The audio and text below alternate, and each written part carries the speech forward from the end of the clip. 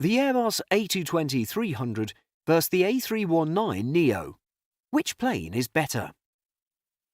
When Bombardier was blockaded from selling their latest aircraft, dubbed the CS-100 at the time, in the USA, they turned to Airbus for help.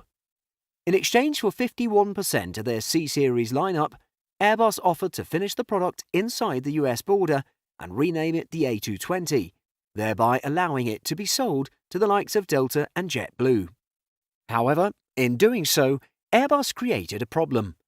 Their own series of A318 and A319 aircraft were now at risk of being cannibalized by the more modern designs, and thus have had to walk a thin tightrope with their airline customers. But which of these aircraft is actually better when compared to the A220?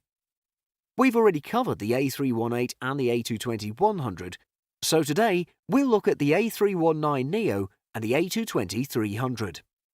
First, let's look at a few specs.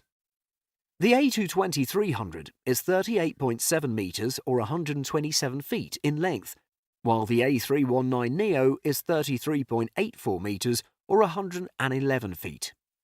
In wingspan, the A220 is 35.10 meters or 115 feet and 2 inches, where the A319neo is 35.8 meters or 117 feet and 5 inches. Both of them have two engines, with the total thrust on the A220 being 104 kilonewtons or 23,000 pounds per foot, whereas the A19 is 108 kilonewtons or 24,200 pounds per foot. The range on the A220 is 6,112 kilometers or 3,300 nautical miles, whereas the A19neo is 6,950 kilometers or 3,753 nautical miles. The capacity of the A220 is 130 passengers and 140 passengers for the A19. Looking at the capacity of each aircraft, it becomes clear that the A319neo can actually carry more passengers than the A220-300, but looking at the length of the two aircraft, it looks as if this would be rather crammed. The A319 is able to accomplish this by having a 3-3 configuration, whilst the A220-300 only has the cabin in a 2-3 configuration.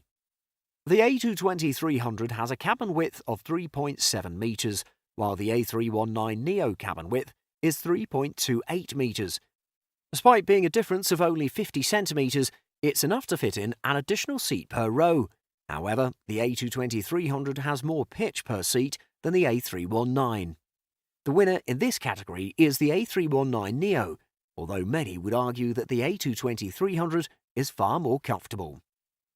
When it comes to range, surprisingly, the longer A220-300 actually has a smaller range than the A319neo. The difference is nearly 1,000 kilometers, and that means that these two aircraft can't exactly fly on the same routes. However, Airbus recently upgraded the range on the A220 aircraft, increasing the A220-300 range to 3,350 nautical miles. This still puts it below the A319neo, but might be enough to coax airlines to choose the Canadian aircraft. The winner in this category is the A319neo. So which plane should airlines choose? If we imagine that we're an airline and have to choose between the two models, which would we decide is best? Unless we had a specific reason to choose one or the other, range for example, or because we need those 10 extra passengers, how would we choose between two very similar aircraft? Well, let's look at the cost.